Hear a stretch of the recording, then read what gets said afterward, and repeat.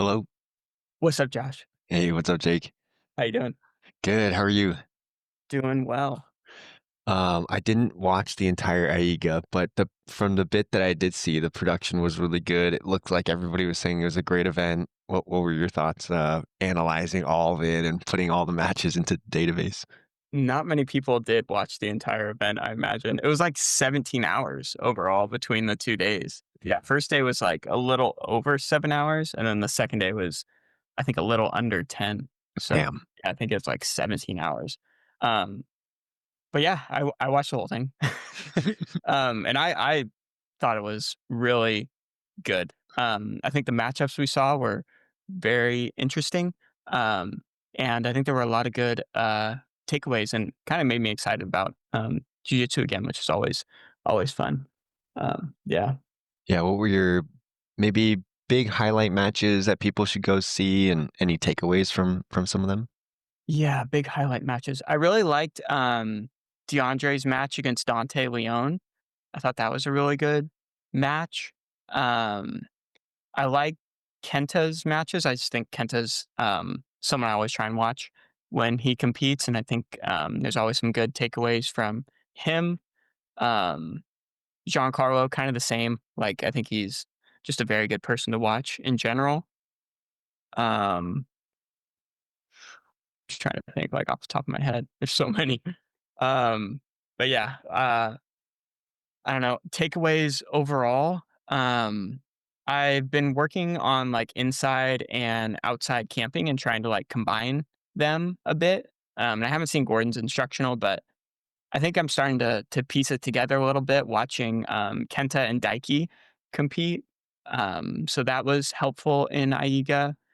And then leg lock wise, I had kind of a like a little bit of a epiphany a bit where like I don't know how tactical we want to get here, but like basically, like when you're attacking the legs, a lot of times they can pummel their second leg into your hamstring and try and push off to free their primary leg. It's probably like one of, if not the best way to just deal with leg locks in general.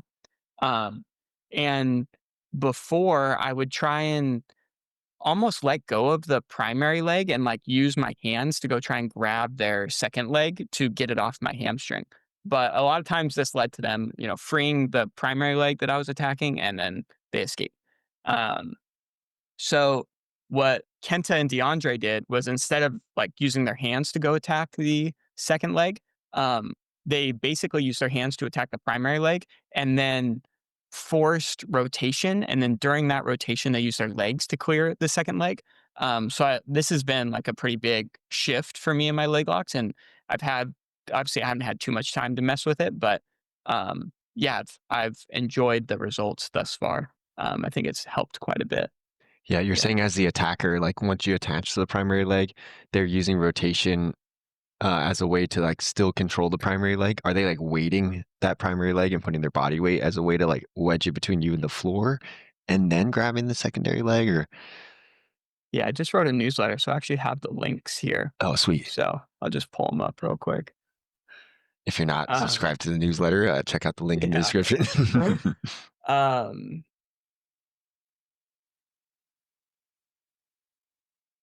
so this is what I would do before, where you're here, they roll to the side, they pummel their second leg in, Yeah, and then I would basically try and use my hands to go grab it.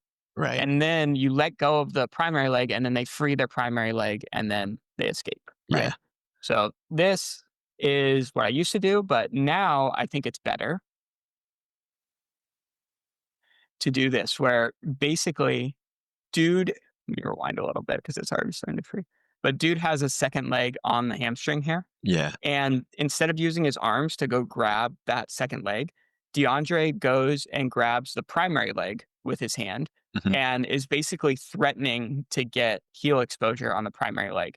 And then he pushes off the dude's leg with his legs. So he uses the rotation and his legs to pop that leg out, and then when they return, the door is closed a little bit. So now the dude's able to pummel his leg like just barely onto the hamstring and it's not like fully in. So now DeAndre says, okay, now I can address it with my second leg, second with Mhm. my arms and pull it across my body, you know? Yeah. So this little shift in saying like, I'm not going to go grab the secondary leg until it's like barely on my hamstring. Then I can go grab it. Mhm. But here's another example of Kenta. So this is the entry. Boom. So dude rolls to the side, pummels his secondary leg to the hamstring. Yeah. Right here. So again, Kenta takes, I've heard it called a climber's grip, where you Mhm. take this grip on the leg to make it hard for them to turn their knee like in this direction. Yeah. And basically Kenta has heel exposure. DeAndre didn't have heel exposure. So now Kenta, instead of trying to remove this with his arms, he stays attacking the primary leg. And then during that rotation, the leg pops out of his hamstring. Mhm. And then Kenta does like level 2.0, where he threads these toes like on top of the calf here to trap it, so now they can't roll anymore, and then he gets a belly down inside heel hook. So, like, yeah, but, like, just the mindset shift of, like, you don't need to use your arms to get rid of their hamstring exposure. You can use the threat you have on the primary leg and rotation to help you use your legs to clear it. This has helped me, I think, quite a bit. Very cool. How about, from the Giancarlo match? What were some of your takeaways from his performance? Yeah, so I actually just did a newsletter on this recently, as well, but, like, um yeah, let me just pull it up. And in the meantime, how do people subscribe to the newsletter? It's on Substack. It's in my, like, my YouTube description. Okay, cool. There's a link to it. But, yeah, so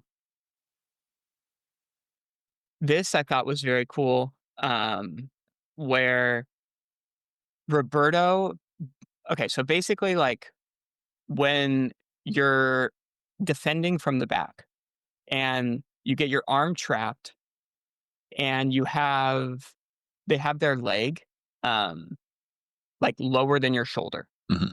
Then they still have access to the rear naked choke, and this is basically kinda like checkmate for you, you know? Like, it's just a Yeah. matter of time before you get submitted. But what Giancarlo did was look, he's about to get his arm trapped.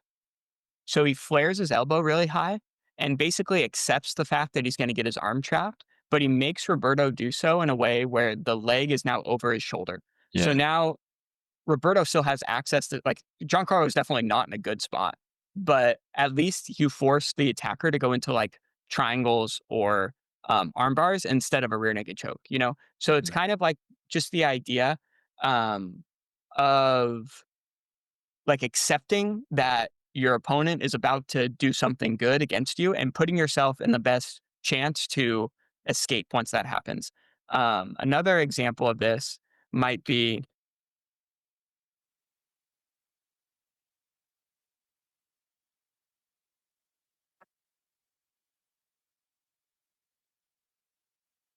let's see if this is it.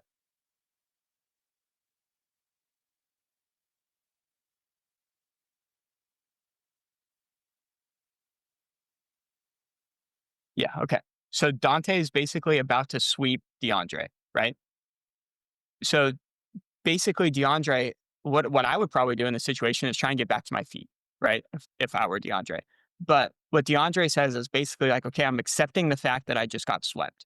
And what I'm going to do now is I'm going to put myself in a position where I grab his leg, I pass it over my body, and now I put myself in a very good position to sweep this person back. So you kind of like by accepting the fact that you just got put down on your back, you can get to a better position to allow yourself to recover from that bad spot that you just got put into. And then DeAndre is able to use that to sweep him right back. And then now he ends up on top. No points are scored. You're good. So this idea of just like accepting the inevitability of your like opponent's actions against you can give you a better chance of, you know, escaping the bad spot that they're going to put you in. Um, so this that one thing I thought was really cool. Another thing from Giancarlo that I thought was really cool as I'm learning more about like inside camping and stuff. Um, so a lot of times Like when you're inside camping like this, the defender is going to look to free their trapped leg to your hip, right? And then a lot of times what they do with this is they try and switch sides to enter De La Hiba. And basically Giancarlo's ready for this. And he kicks his leg out.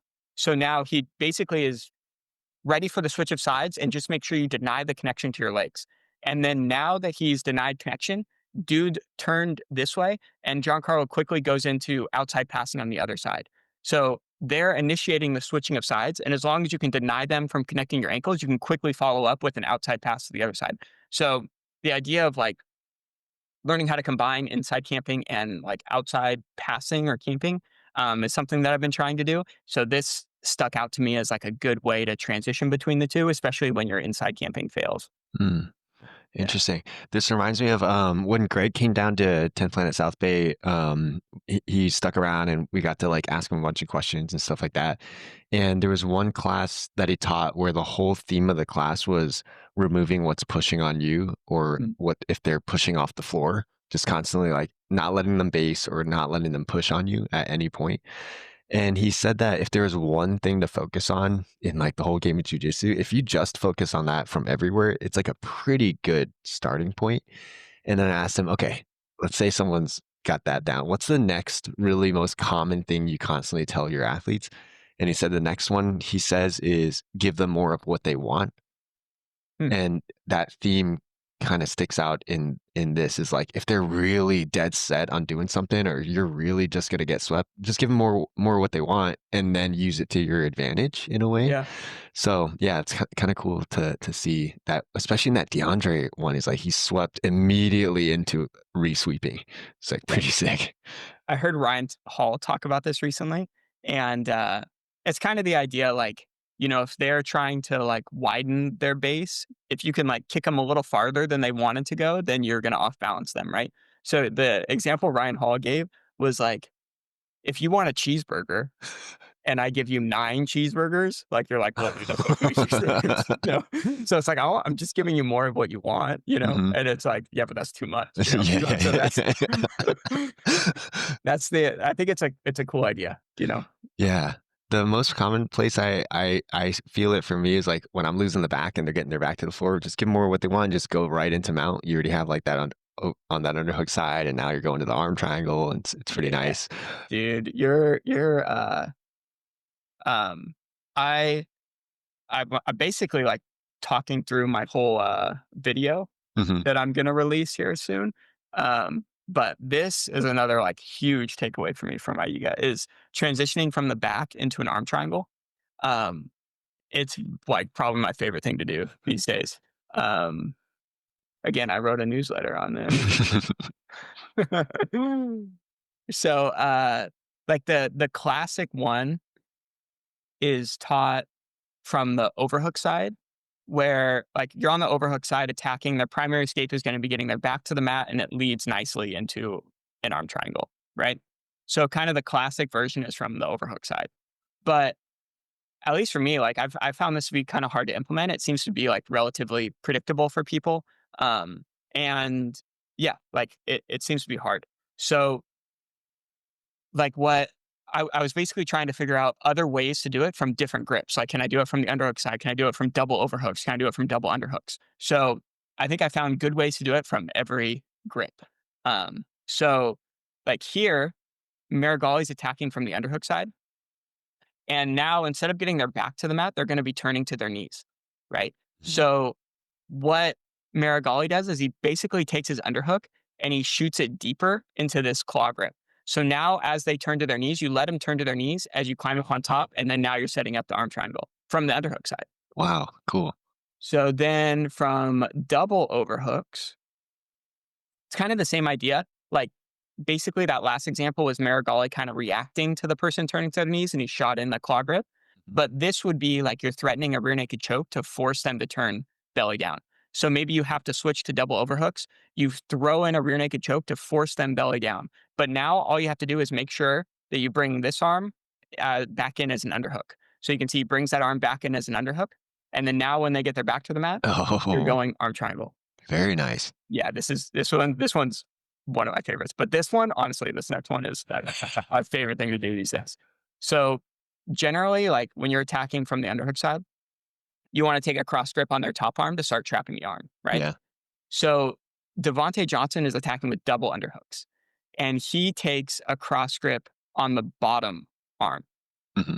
And now he props up on this bottom elbow to free his underhook. So basically, you're kind of forcing him to the overhook side. Yeah. And then you let go of your cross grip and it becomes your claw grip to start setting up Oh, the arm triangle. wow. Yeah, this one is people don't see coming. I really enjoyed this one a lot. And I think it works so well because like your hand is on top of theirs. Hmm. So unless they're very like diligent with this arm, like ready to block your arm from coming in, they don't necessarily see it coming. And yeah, like you can basically just let go and transition to that claw grip whenever you want as you climb up into mount. And like we were talking about that farce. Hmm.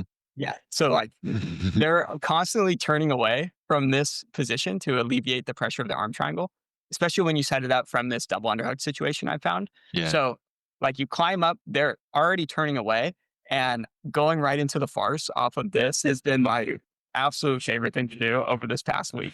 It's amazing. Yeah. Oh, that's such man, that newsletter is so good. You just provided all these ways to transition from back to arm triangle from double unders, over under on the underhook side, on the overhook side, and then double over. That's pretty cool. I like that. Yeah, thanks. Yeah. It's all the database, you know. I just searched like back and then arm triangle and then tried to see like different themes people were doing. And then I just kind of noticed like, oh, these are from different arm setups that they're doing it. So yeah, like the database is the guide. It's just me like putting it all together. But yeah, like this was another big takeaway for me from AIGA that I found like instant success in is going from the back into an arm triangle. And it is nice. Like a lot of times you can get the rear naked choke, but it's nice to mix it up a little bit, especially when you can go into the farce. It just makes it so much better. That's awesome. Yeah, that's so cool because yeah, it's a lot of work sometimes to get the rear naked choke and to maintain the back while, as a precursor to doing so. And so if you give them more of what they want, that rotation, but then set yourself up to just collect the head and arm on either side, Yeah. while in mount, that's really nice. Yeah, and the double overhook one where you force them belly down with the rear naked choke and then pummel in your underhook when they roll. This one I've found it to be much nicer than like trying to just go for the rear naked choke. So yeah, I think it's a nice option when you're trying to be like nicer and you're not necessarily trying to like turn their face to the side and like just rip on a rear naked choke kind of thing. So yeah, Yeah. Dude, but man, when you get someone belly down and then you're going for the rear naked, it's just like miserable. That's the probably the position the most where the persons make so much noise, like more than normal. And they're just like, like you barely breathe and yeah, getting crushed. yeah. But that's cool. Any other takeaways from AIGA? Yeah, I mean, there's a lot. Like, I don't want to just like rehash my whole video on it. Yeah, But yeah, stay tuned. Actually, it'll cool. probably be out already by the time this goes out. But yeah, reference my AIGA video and my newsletter. Like, basically, like I tried to put like what I thought were like the most important ones that I had like a lot to say about in the actual YouTube video, and then I'll be doing like newsletters on like the smaller ones takeaways because obviously it's like a 17-hour event, but I can't fit everything into a YouTube video. So, Yeah, um, yeah, this is the way I tried to structure it. very cool. Um, I am curious. One question I have is like I was telling you before we started recording that I don't have any competitions lined up. I'm hoping to maybe compete one more time this year, if the scheduling works and I don't have to drive super far. So I'm in like this limbo period of like, what should I work on? And I haven't really quite picked something as like a goal or like a focus area. And I guess it's a little tricky because right now with the Andra sessions, they're awesome. We cover like so many different things and it's all live, like the games, and kind of just show up and do those. But outside of that, in like the classes where you just show up and then there's like the open mat essentially, for like 30, 40 minutes, you go and roll. I'm like kind of just rolling, and but I kind of want to work on something. So yeah, I was wondering if you had any thoughts or maybe questions that can help me clarify what to work on next in I this remember you were time. working on half guard in the Andres classes. Are you still doing that? I haven't gone to one this week yet, so I'm not sure what's on the agenda for the week. I think typically he's been working something from standing, something guarded, and then it'll either be pinning back mount some kind of attack north south, or we'll do legs. So it's kind of broad across the board on his sessions, and that's a bulk of the training I've been doing now. But in my spare time, like if I have friends come over and we just work in the garage or during the open mat time, I just feel like kind of loosey goosey, like whatever. And Mhm. yeah, I'm wondering what could be something to work on. Yeah. Yeah, yeah. Um, I think the half guard thing would be really because I think your passing was really good. Um, and I think your like open guard was getting much better. Like you were wrestling up well, I think, from open guard um in your last competition. So maybe the half guard thing would be helpful. And maybe passing as well. Um, but yeah, like maybe trying to finish from like pinning type positions. And I don't want to like one thing I'm working on right now is having an underhook on one side and a head block on the other side. And I think this works so well with passing and also kind of like the precursor to submissions, which is like isolating limbs, right? So um yeah, like if it were me, I would probably maybe do those two things. Maybe like half guard, Mhm. and trying to use half guard to get on top, or um like and then when it comes to passing, like just trying to get to the underhook head block type situation a lot. Um and I could give you some examples here. This is my rough draft of newsletters, so you're really getting behind the scenes here. But yeah, so Gordon was talking about like from side control how you can basically transition um, into a near side head block. The camera's all off on that one, so I was waiting for this first example of this guy. So you bring like your head from one side, to the other side, and then that allows you to start isolating that near arm, Mhm. right? But when you're actually doing it in competition, what I've found is that there's this idea of leading edge, right? So you're familiar with this idea, yeah? Yeah, I think Alex was talking about it, the Stay Tech guy, for those who don't know, Alex. But yeah, I remember him talking about the leading edge, that basically the thing that people are leading with their head or their hands, or is it their feet and legs, whatever's closest for you to grab, I guess. Right. So basically, it can be hard for you to bring your head into that head block when they have this hand right here, like framing your head. Mhm. So when you go for this, like from side control, you can threaten to drive your knee across towards mount. And when you do that, it can force them to frame on your lower body. And in this situation, like this guy doesn't do it, but like what I've been experiencing is people will take their frame out from under your chin to go frame on your knee to try and push your knee back into like three-quarter mount or whatever. Yeah. And when they do that, then you can bring your head into the head block. So the idea is to change your leading edge accordingly, to get to this head block without too much resistance. So I think this example from oops, I accidentally exited it out. Sorry, everybody. This example from Gordon, I think is super good. So basically, Roberto Jimenez initially is like grabbing Gordon's like crossface arm here. And this makes it hard for Gordon to transition his head to that near side head block, right? So Gordon says, okay, I'm going to change my leading edge to my lower body. So then he starts driving his knee across towards mount. So then Roberto brings his frame down to the hip over here. So now if Gordon kept going towards mount, Roberto would be able to elbow escape on this trail side. So then Gordon says, okay, I basically just changed my leading edge to get you to reallocate your frame to my hip. But now that you're not addressing my upper body, now I'm going to try and go head block. So now he goes head block, but then Roberto removes his frame from Gordon's hip and goes to this inside bicep tie. So now this makes it hard for Gordon to go to that head block. His head's going that way. This bicep tie is controlling this over here. But this bicep tie flares his elbow like super high up. So now Gordon says, okay, I can't go to my head block, but I can shelf your arm on my Mm, thigh. And now I've gotten your elbow out and away from your body. And now I can move towards mount where I've already have your arm like isolated, you know? yeah. So I think, at least for me, like what I've been trying to work on is this underhook head block. And even if you can't get the head block, you force them to flare their elbow in a way to prevent them from giving you the head block. Mm. And this allows you to shelf the arm. So, yeah, I think if you're working on attacks from side control or mount or whatever, I think getting the arms out and away from the body or across their body is an important aspect of that, obviously.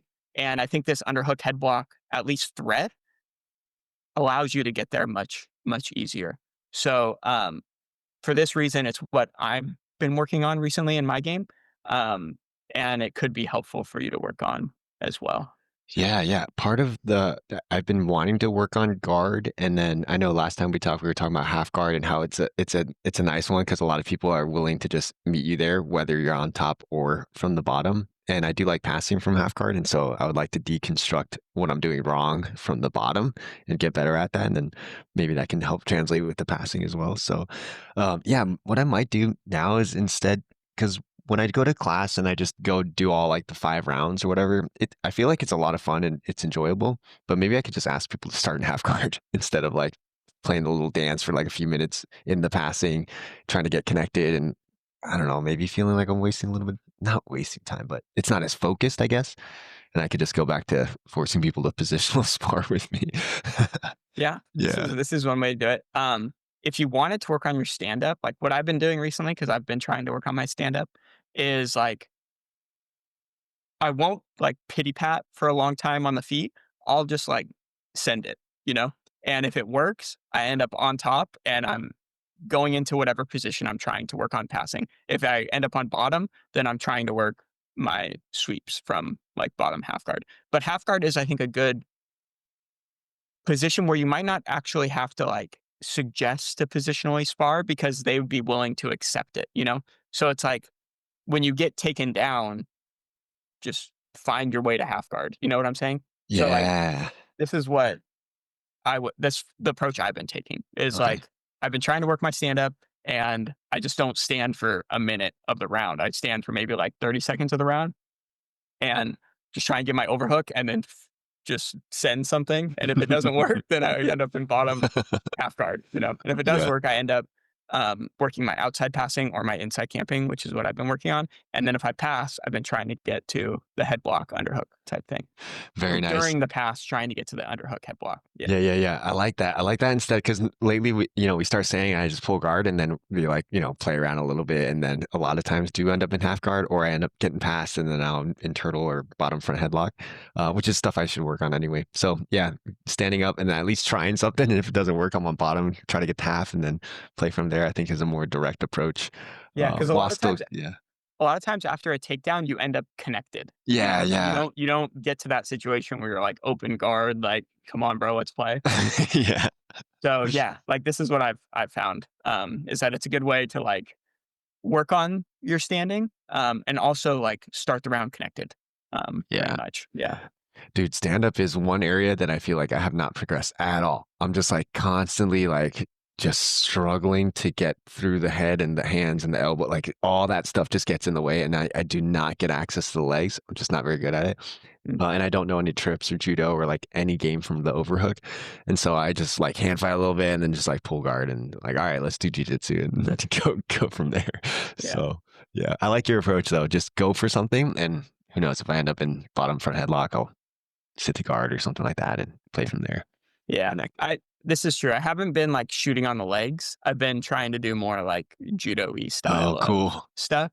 So when that doesn't work, I tend to end up like not in the front headlock, you know? Yeah, yeah, yeah. Um, so yeah, it could be worse, I guess, if you're like trying to shoot a double leg and then you end up in the bottom of the front headlock and then you're like, oh gosh, now I got to get my neck ripped on for a little while. And yeah, like some people are very reluctant to give up the front headlock. So it can be like you waste a minute or whatever in the front headlock, Yeah.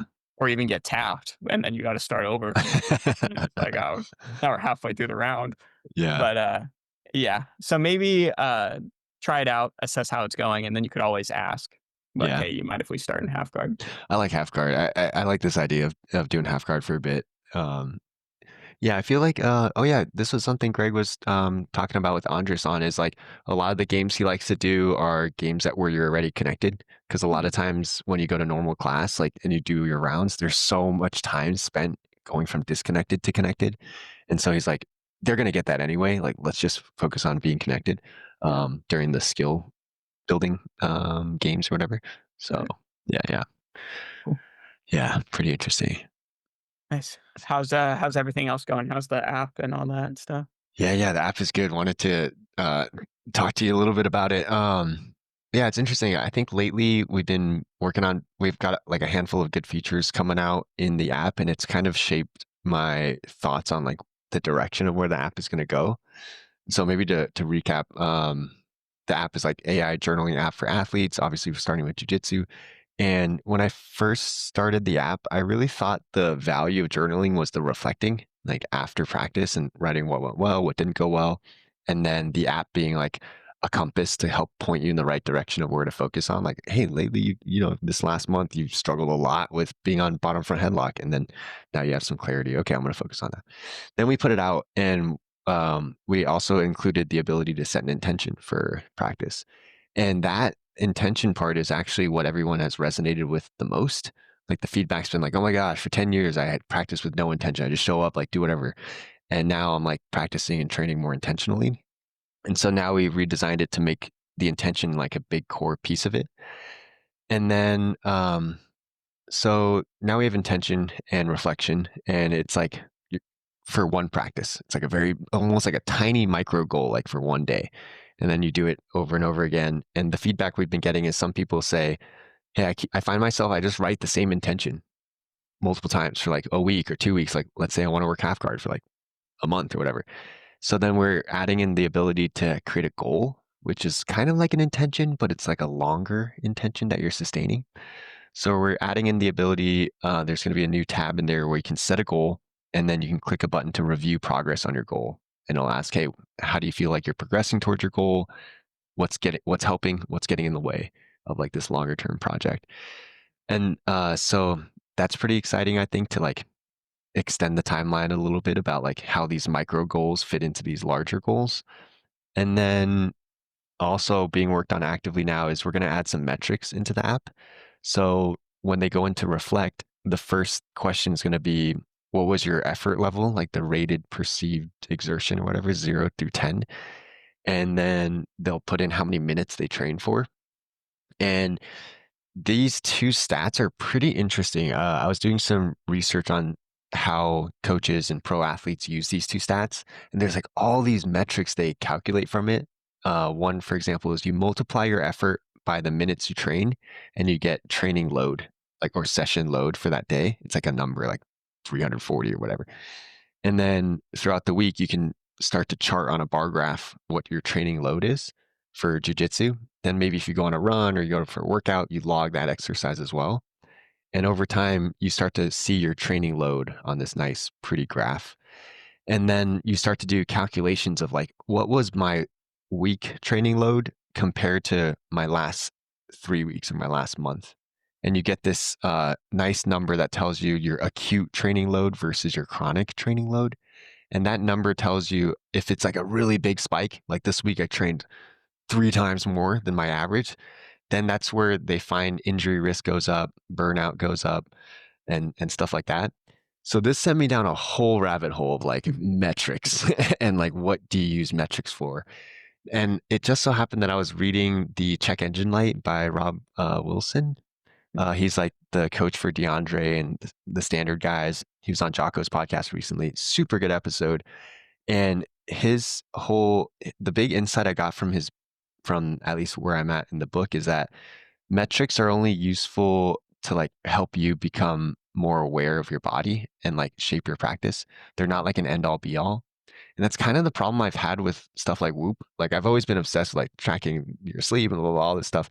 But sometimes on Whoop, you wake up in the morning and it says you're red, like recovery or yellow, but you're like, no, I actually feel great. Like, why do I need this thing to tell me how I'm feeling? Or the reverse, you feel like shit, and then the app says you slept great, and you're like, something's off here. So, went down the rabbit hole, and I was like doing research on all these metrics, and I basically came to this interesting insight where generally there's three kinds of metrics that like these scientists or coaches track. One is these physiological metrics like Whoop or Apple Health or like your blood tests, like these actual like hard metrics in your data. And the second type of metric is an objective metric. So think like how many minutes you train, sets, reps, weights Mm. lifted, your RPE is in there as well, your effort. So that's objective metrics. Then the third is this like squishier, weird one called the subjective metrics. That's where you wake up and you say, how do I feel I slept last night? And I feel kind of pretty rested, almost 7 out of 10. Or what's your motivation today to train? Like, do you feel pretty eager and excited, like you're a 10? Or is it like, you're like, man, I do not want to train? Or another subjective one is, how's your body feeling? Like fatigue and soreness. Is it like a 10? Like, oh, I'm actually pretty sore everywhere. Or am I like a 3? Like, I'm decently ready. So yeah, that's subjective. So you have these three metrics. And what they found is like, if all three of these metrics point in the same direction, great. As a coach, as a scientist, whatever, we're like, okay, we know how we want this athlete to like how we want to design how like tough this training is going to be. If Whoop says you're in the green, you woke up, your mood's great, your motivation's great, and sub, that's subject, and then objectively, your training load is totally manageable. Everything's in the right direction. All right, let's have a hard training session tonight. Where it gets weird is when these three metrics start to have a huge difference. Like Whoop says you're great, but you're just feeling like shit. You feel stressed. You feel like you didn't sleep well. At that point, when those three metrics, there's like a huge discrepancy. What we see is like in the research, that's the time where the coach's role starts to have a bigger impact. That's where you should talk to the athlete and say, "Hey, big discrepancy here. What's going on?" "Oh, I broke up with my girlfriend last night. I'm like super stressed. Work is like really shitty right now." Ah, okay. So now you get more context and then you can adapt your training to that. And so like I'm getting pretty excited about the journal being able to track the objective and the subjective metrics. Mm. And I think we want to take the Rob Wilson approach where it's like we don't want to tell you like it's good or bad, but we want to point out when a trend is weird or like a spike in something, we want to ask a journaling question of like, hey, we noticed like your training load this week is a lot more than last week. How's your fatigue level? You know, like is there a competition coming up? Like whatever. And just to help athletes become more aware over time. And so that's like the new vision of it is like Whoop captures one data point, the physiological. And hopefully journaling can capture the objective metric, RPE, minutes trained, and then the subjective, like your mood, motivation, all that, and check in daily. And then we can make all these nice, pretty graphs and dashboards, and then use them to ask you more questions to reflect. And then meanwhile, you're journaling this whole time. And so hopefully there's the context in there as well. I feel like this is the future of where like metrics will be used rather than like using one metric to tell you how you're feeling. Let's take a whole conglomeration of these metrics and try to triangulate it. If something's weird, let's ask you a question and make you reflect more. Um, so yeah, that's kind of like what I'm getting really excited about now for the future of the app. I'm sure it's going to take a while to build, but that's what we're working on now. So That's very cool. yeah, Do you see, like, connecting with someone's Whoop as well, and then, like, being able to use all 3 dude, that would be metrics the kind of thing? dream. Like you Yeah, have the whole Venn diagram, right? Your right. physiological, the objective metrics, the subjective metrics, and then to triangulate. Hey, look, they're all lining up. Look great. If they're not lining up, let's dig a little deeper, um, and help you learn more about yourself along the way. So, ChatGPT is amazing at research, huh? dude, it's amazing. The deep research is amazing. I was like creating a prompt of like, show me all the best studies out there on how metrics are used with professional athletes in all kinds of sports. And it just spits out all the best metrics or studies. And you're like, all right, there's these 10 studies. What are like the top two, like most rigorous ones? Then you go in there and read all that, summarize it. And it's amazing what you can learn now with the tools. I like the direction. I think it's very cool. I think it Thanks. is, uh, like, heavily reliant on the users inputting data. Hmm. Um, so, yeah, I mean, hopefully they do, that's That that's yeah, that's the biggest like leap of faith assumption is like, can we educate users, one, on what these metrics are, two, why would they want to do it? We got to motivate them and show them the value of it. And so that's where our job is like, that's the hard part. How do we make it easy, seamless, and educate and show the value throughout the journey? Um, so yeah, another um, framing of all this that I've been thinking about is I think journaling is where meditation was like 10 years ago, especially in the Western world. Like 10, 15 years ago, Headspace, Calm, like all these meditation apps started coming out. And I think they solved the problem of like people knew meditation's good for you. They were aware of it, but they, one, did not know how to start. And then once they start doing it, there's a lot of doubt on if you're doing it right because you're kind of just like sitting there. And then that's where the apps help, all this guidance, gamification, making it small and micro and easy. So I Mhm. think journaling is kind of starting to be there. There's two pretty big AI journaling apps out there, Rosebud and Reflectly, that have like millions of users, and it's very mental health oriented. But I think there might be room for us to enter the space and be, rather than mental health, but be like performance oriented and start with Mhm. athletes. So yeah, I've been rambling for a bit, but that's kind of like the whole like vision of it as of late. So yeah, For thanks those for letting me just like ramble on, and yeah, I'm curious to hear just your thoughts on all that. for those other 2 apps that are focused on mental health, what type of information do they require their users to input? It's a good question. The Reflectly, mood tracking is one big one they do, and like Mm, your emotional landscape. And I think a lot of these try to work with people who are dealing with like anxiety, depression, stress, stuff like that. Rosebud is way more customizable, and they have partnered with a lot of therapists to create like these certain models. Like there's like a uh, fuck, I forgot what it's called, internal family systems or something like that model, or like cognitive behavioral therapy questions and model. And so people can kind of take it where they want. And a lot of therapists recommend it to their clients to journal, and then they can bring that context next time they meet with their therapist.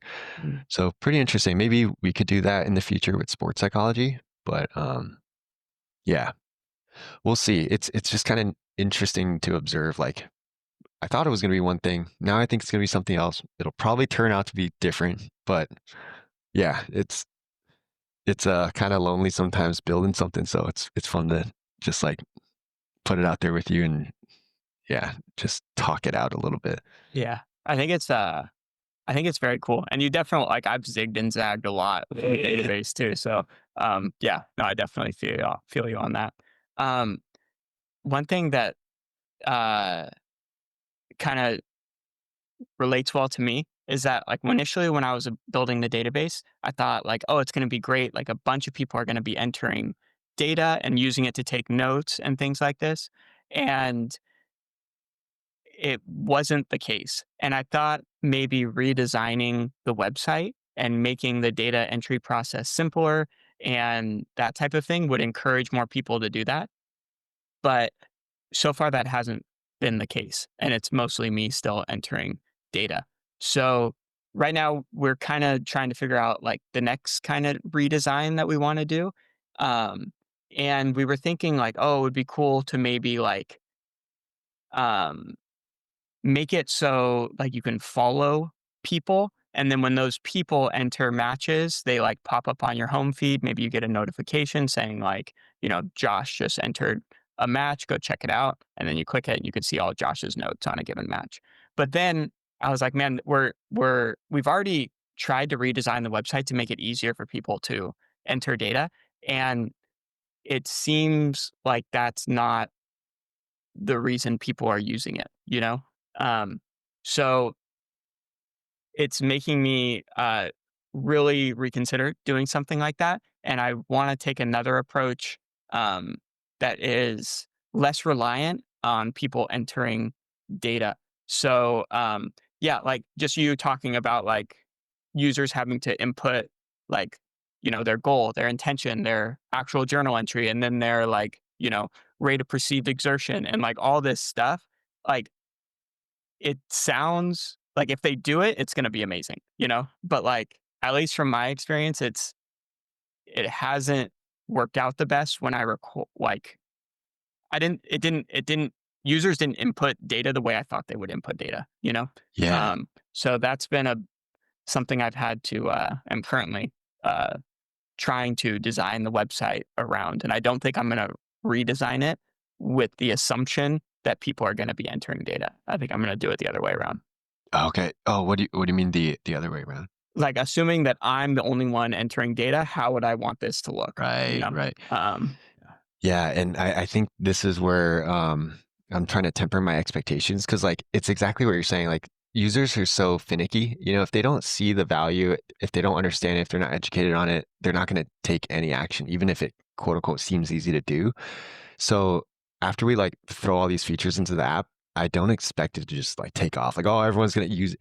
I think the big challenge after that is going to be how do you take a first time user and get them to an aha moment in like mhm, 5 seconds, yeah. And then from there, how do you like educate them on the value and then build in their usage or habits to become a quote unquote power user? So yeah, I think once we load all this in there, that's going to be the next goal is like, how do we orchestrate the first time user experience so that they come in and very simply do something, get a quick aha, and then we can say, hey, look, you can only set intention and reflect maybe. And then after 5 days, we unlock goals or something. Mm. And then like, how do we take them on the journey? And then after goal, like, who It's like knows? leveling up in a video game. You like unlock new Yeah. skills. Yeah. Yeah, yeah, exactly. Before instead of like throwing everything at them and like go pick your own adventure, it's like, what the hell? I don't even barely know what journaling is used for. Like, what am I supposed to do here? So I don't know which pieces of the app are going to be that aha moment in the beginning, and then how to layer on the future stuff. But I think that's going to be the next like big challenge area is to get that right. Yeah. Yeah. I don't even know what the aha moment is. Like so how am I supposed to yeah, it's tricky. Yeah. Yeah. This is exactly, I think the problem that I'm trying to solve too, like getting that aha moment quick. Yeah. Because right now ours is kind of set up. We tried to make it so like the homepage is like you kind of scroll and then like don't really know what you're going to study. You click on something to dive deeper into a hashtag that you're interested in studying. But people aren't using it like that. And people generally know what they want to study when they hop on and they go right to the search page and they search for something. So um, yeah, like this is why I'm trying to think of ways to redesign it to get people that like aha moment um quicker. And I think we're leaning towards like integrating my newsletter into the database more because it's like just a quick study that should take people like 1 to 3 minutes to get through. And if you didn't know what you wanted to study, here's something. Yeah. And yeah, like the biggest thing is like people aren't using it as much as they thought they would because there's not necessarily like something new that's going to be there when you visit the site every day. Yeah. It's something that you use when you have something in mind that you want to study and you go there to study it. So hopefully this would be like, a new thing that pops up every day for people that would give them that like instant um, gratification. Like it was worth coming to the site because I learned something right away. So this is what we're trying to solve, like the way Yeah. we're thinking about solving it. Um, but yeah, that's That makes a lot of sense and that's actually a huge insight of like people generally know what they want to study when they open the database. And then so it's like I think were you mentioning before of like you want to highlight the search as like the first time user experience? Yeah, yeah. So that way you can get them to that right away. And their first time ever trying the database, they could be like half guard and then bam, see 10 half guards and it's like, oh, I get it, you know? and then layer on the other features like, oh yeah, it looks like you've been studying half guard for a while. Like check out this chat. It'll like suggest or whatever. Who knows where it'll go next? But yeah, that's what we're trying to figure out too. Yeah, Yeah. Yeah, it's a hard problem to solve, and the problem is when you zig and you try and solve it, and you spend 3 months trying to solve it, and it doesn't solve it, then you have all these other problems that people are complaining about that you know you should fix, but you were yeah, just trying to fix one, and then it didn't work, and you're like, "Gosh, dang it." yeah, Um, so, yeah, this is, it's fun for sure. Like, you're learning, I bet, a lot, trying to solve these problems, which is cool. Like, you definitely don't come out of it, with nothing when it doesn't work. right. But it is a bit deflating, when it doesn't work. Yeah. Yeah. Yeah, like this current redesign that's like right now, I thought was like, all right, this is gonna be so much better. And it's like, nah, it's actually like the same. Yeah, exactly. Yeah, but once we get quote unquote, once we get it kind of feels like I'm like just putting out slightly less shitty versions Yeah, of it, but hopefully one day like it just gets better yeah, after doing that enough times, I guess. yeah, Yeah. Meanwhile, we're spending so much money on it, and we're like thinking, like, damn, how do we get this money back? Also, yeah, because the app is free. So yeah, yeah. Yeah, the monetization problem is, yeah, it's another tricky one. yeah. Because I want to provide all the core stuff, like everything available now for free, but maybe then like the heavier AI insight, like that, like really personalized stuff that costs us more. Maybe that's when we like gate those behind like a subscription, so they can Yeah, still get a lot of value, but if they want more, they subscribe. yeah. But yeah. Actually, do you have a sense of what the aha moment is for you guys when people come in? That's what I'm hoping the newsletter solves. Because honestly, I've gotten nothing but good feedback from the newsletter, Oh, cool. and it makes me, want to incorporate it more into the website. Um, and I don't know if it would be like a streak type feature or like how it would actually function. Yeah. Um, but yeah, I like I said, I was like, oh, we should allow people to like, because I was just kind of stuck on the idea that people want to take notes using this app. And I was thinking maybe the homepage would just be like people you follow and the matches that they've input.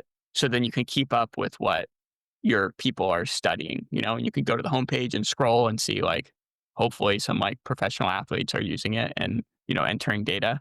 And then you can see what, Joseph Chen is studying these days and kind of see Joseph's notes. This would be awesome. But it hasn't been the case that people are entering notes, even though they like watch matches and study matches. It just, for whatever reason, is not sticking that like this could be a helpful tool for you to like reference your notes later or like send them to people you want it to see it. So yeah, like initially I was going down the rabbit hole of redesigning it in this manner. And then I was like, man, maybe we should take it like we should redesign this under the assumption that I'm going to be the only one entering data. And if other people enter data, then that's great. But it should be useful regardless of whether people are helping me with the data side of things or not. Yeah, Um, yeah. yeah, Yeah, it is kind of interesting. This reminds me of like, for example, right now our core thing is like setting the intention for practice, but I feel like everybody writes something completely different in there. And I think part of it is like they don't know what is like a quote unquote good intention or like a effective like yeah, goal. So I think we have a lot of education to do as well. I heard Rob Gray say on a podcast that like three general goals for practice is you either want to maintain, you want to learn, or you want to perform. So I was like, maybe we can put that in there as a suggestion of like, hey, you don't know what your intention is, like going to practice today. Are you in the mood to like win today and just work on your best shit and just stay sharp? Are you in the mood to just go through the motions and maintain? Or are you in the mood to like learn something and you're gonna fail a lot and just try stuff? So maybe that could, mhm, I don't know, educate and make it easier. I don't know. There's like so many ways to approach this problem. yeah. So I like yeah, that. Yeah, yeah, the journey continues. yeah. Day by day. Yeah. Yeah, Then there's yeah, the whole coach side for you guys too, which is like a whole business opportunity in itself. Yeah, again, this is something that I think could change everything, but I try not to get my hopes up too Right. high because you never know. Right, Um, right. but yeah, it's coming along. Right now, it's kind of like the infrastructure is being built. My developer Mike, has basically built out like the page where you can like search for your school, and then like Google Maps. It's kind of like Zillow almost, where like the map kind of goes to the region that you search for, and then like the schools are on the side panel. You can click a school, and then it like shows website, whatever. So this is what we built out, but we haven't built out like the whole like designing of a class and that whole thing yet. So hopefully in the next like month or so, that'll be done. Nice. And we're getting pretty close to getting the chat thing done too, which is pretty cool. Which we need done before we do the coaching thing. Yeah. So coaches can message students and stuff like that. Oh, this is like the DM system. Yeah, it's a DM system. Yeah, Yeah. yeah. Okay. So yeah, that should be pretty cool. And then should allow people to like share stuff easier with friends and incentivize more people to, get their friends on the platform and create that whole type of like ecosystem type of organic growth type of idea. But Yeah. you never know how it shakes out. Yeah, yeah. But regardless of whether or not like people use it to send stuff to friends, I think it'll be very helpful for coaches to send stuff to students. So yeah, that's kind of where we're at with the coaching side of things. But again, like we're putting a lot of eggs in the coaching basket right now, which means like all this like newsletter redesign and like all this stuff, it's kind of on the back burner a little bit. Right. Um, and like there's some other little things that I definitely want to do. Like it's kind of annoying that like the video doesn't like when you're scrolling on a computer and then you click like on a YouTube video, you could press like spacebar to pause it, or you can press like the right arrow to go ahead 5 seconds or whatever. But it doesn't like automatically click into the video for you. So like as you're scrolling and you're like, oh, I want to like go back, and you click like the back arrow, it like scrolls you up a bunch, and it's like, oh, now I lost my place. So now I got to go find where it was. So I wish working with YouTube it would be easier. It's more difficult than we thought it would be, but like just making the experience like flow better, just as far as like watching videos is another thing. Like if you're turn the audio on one video, watch it and then scroll down, then the audio's off on the next video. You got to turn it on if you want the audio. Or if you turn the playback speed to like 2x and then you scroll down, then you got to turn the playback speed to 2x. Like theoretically, it should be able to save like your settings that you did. But yeah, again, YouTube is hard to work with. So these are again things I want to fix just to make the experience better. Yeah. Um, and I think these little things go a long way. So Dude, yeah, it all like adds up. yeah, Yeah, my Mike, the co-founder Mike, he's been pointing out all these like bugs and stuff, and I'm like, oh man, yeah, there's still like it's just like a death by a thousand paper cut type of things, yeah, and you don't know how to prioritize them compared to like all the new cool stuff. yeah. But yeah, I think we'll both probably be at a place where like the main core feature set is there, and then we just have to like optimize the usability and discoverability of stuff and when and the whole flow and like take them through the journey of like brand new to become a power user. Um, which is like going to be a lot of experimentation, I guess. Yeah. Yeah, and I mean, we talk a lot about the problems, I guess, on this podcast, but, like, there is a lot of people that are leaving, like, really good reviews and sending really nice messages about how useful it's been, so, like, Yeah. that is really encouraging, um, and, yeah, like, it's, just kind of a day by day kind of thing, and try not to get too high, too low, and just kinda keep putting one foot in front of the other kinda thing, 'cause, um, yeah, it is a long journey, so, yeah. Yeah, that's what they say, right? They're like, best case scenario, 10-year project, Yeah. So it's like, yeah, it's kind of hard to like, yeah, patience is definitely something that this season of life is teaching me of like, dude, just like you said, one foot in front of the other. And yeah, Yeah. it'll happen. Yeah, it's, we recently not recently, maybe like 6 months ago, um, we implemented this thing where people have to fill out like a feedback thing when they cancel, and then we get a notification on our phone when people cancel. And I was like, initially I was like, oh, this is helpful. Like we get feedback. And then like as more and more people cancel, it's like so discouraging, you know? It's like Right. I spend my whole life doing this, you know, and then people are like, it's not worth the money. It's like, oh my gosh, bro. Like yeah. So it's like yeah, like it's again just trying not to get like too high, too low. Um and again, like it's like try to remind myself like there are people that are like love it, you know, and it is going like I think in all like metrics, I think it's going like pretty well, like as far as growth, but it's just like, yeah, it's just you're always trying to, you know, we always talk about the problems, not the good things, you know. Yeah, So yeah. Yeah, yeah, yeah, you guys are killing it, like, you guys have a lot of subscribers, a lot of happy people using it consistently, but it is tricky because our job is, like, to not pay attention to that in a way, like, all our energy goes into the what's wrong and what can we make better, which I guess is just that's just the job, I guess, but yeah, mentally, yeah, yeah, I can see how it's a tricky yeah. place. It's hard to weight the negative stuff the same as the positive stuff. Yeah, yeah, yeah. Dude, actually, I've been I don't know if we'll keep this in the podcast, but man, one thing that's been keeping me from like making reels and stuff is like, man, my face is gonna be there. Like, like, who am I? Like, I don't want to like put myself out there. It feels so cringe to even be at a jujitsu gym. It's like, oh, aren't you the guy with the podcast? And I'm like, yeah, and I suck at jujitsu. I'm like, Yeah. I'm taking this way too seriously. Like, why am I even like talking about trying to get better at all? So like, it's a hobby, it's fun. And I went to class the other day because I've been doing all these Andra sessions, and I went to class in the open rolling session part. I like slap bump with this dude, and he's like, "Wait, do you even train anymore? Or you just podcast now?" I'm like, "Dude, I'm sorry, okay." Like I'm just out here, just I don't know, just having fun with it. It's funny. Yeah, I was wondering how you get over how, especially you're like way more introverted than I am. Like how did you get over like putting yourself out there, and then like any negative comments and stuff? It's like how do you like develop that thick skin? I guess.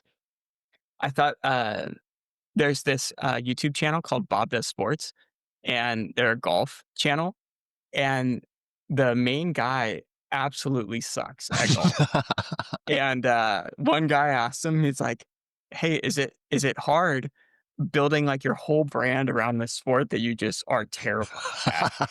And he was, I was like, "Oh man, that hits home," you know. Uh, so yeah, it is.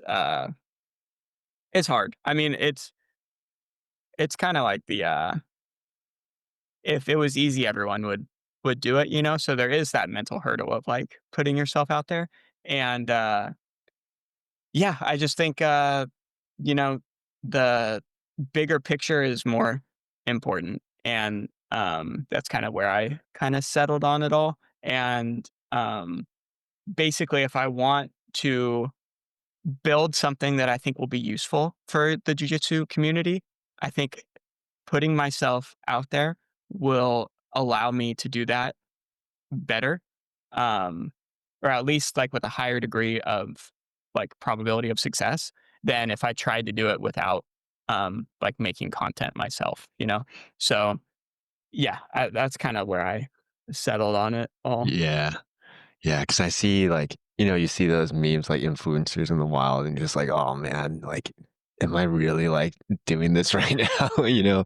So yeah, try to not get in my head about it, I guess. And as long yeah, just remind myself as long as it's fun, like as long as we're having fun and no one listens. That's the whole thing, like when we started this, right? Like as long as we're having fun doing it, like who cares if yeah, but hopefully it goes somewhere. I don't Yeah. know. Yeah. Good way to Cool. end the podcast. Yeah. Existential note there. Yeah. Cool. We'll do another one of these in like a month or so, see how our apps have developed. Yeah, yeah. Um, Sounds good. It's good. yeah, Always good checking in. sounds good. Later, Josh. See ya.